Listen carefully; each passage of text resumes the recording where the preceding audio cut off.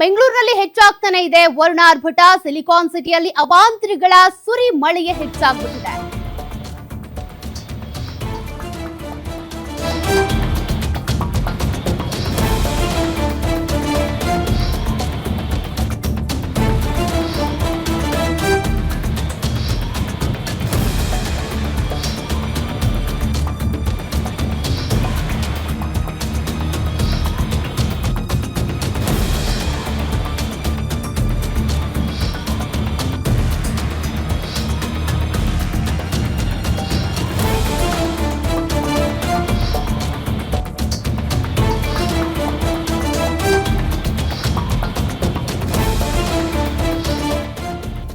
ಬೆಂಗಳೂರಿನಲ್ಲಿ ಮಳೆ ಆರ್ಭಟ ಹೆಚ್ಚಾಗ್ತಾ ಇದೆ. ಮಳೆಯಿಂದಾಗಿ ಅವಾಂತರಿಗಳು ಹೆಚ್ಚಾಗಿವೆ. ಮಳೆ ನಿಂತರೂ ಕೂಡ ಅದರ ಅವಾಂತರಿಗಳು ಕಮ್ಮಿ ಆಗ್ತಾ ಇಲ್ಲ.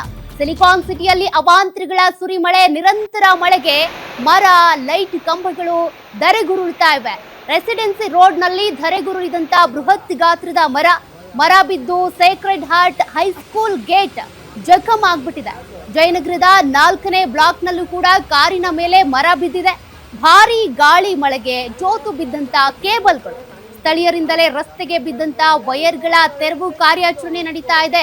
ದಯವಿಟ್ಟು ಸ್ಥಳೀಯರು ಈ ಕೆಲಸ ಮಾಡೋದಕ್ಕೆ ಹೋಗಬೇಡಿ. ಕಾರಣ ಕರೆಂಟ್ ಪಾಸ್ ಆಗ್ತಾ ಇರುತ್ತೆ, ಅದರಿಂದ ವಿದ್ಯುತ್ ಸ್ಪರ್ಶ ಆಗಿ ಸಾವನ್ನಪ್ಪಿದ್ರೆ ಹೊಣೆ ಯಾರು? ಈಗಾಗಲೇ 2 ಜನ ಮೊದಲ ಮಳೆಗೆನೆ ಬಲಿಯಾಗ್ಬಿಟ್ಟಿದ್ದಾರೆ ವಿದ್ಯುತ್ ಸ್ಪರ್ಶದಿಂದ.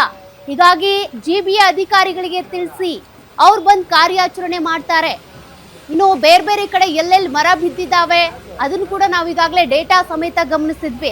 ಎಲ್ಲೇ ಮರ ಬಿದ್ರು, ಎಲ್ಲೇ ವಿದ್ಯುತ್ ಕಂಬ ಧರೆಗುರುಳಿದ್ರು ಕೂಡ ನೀವೇ ಕಾರ್ಯಾಚರಣೆ ನಡೆಸೋದಕ್ಕೆ ಹೋಗಬೇಡಿ. ಜಿಬಿಯ ಅಧಿಕಾರಿಗಳಿಗೆ ಮಾಹಿತಿ ಕೊಡಿ.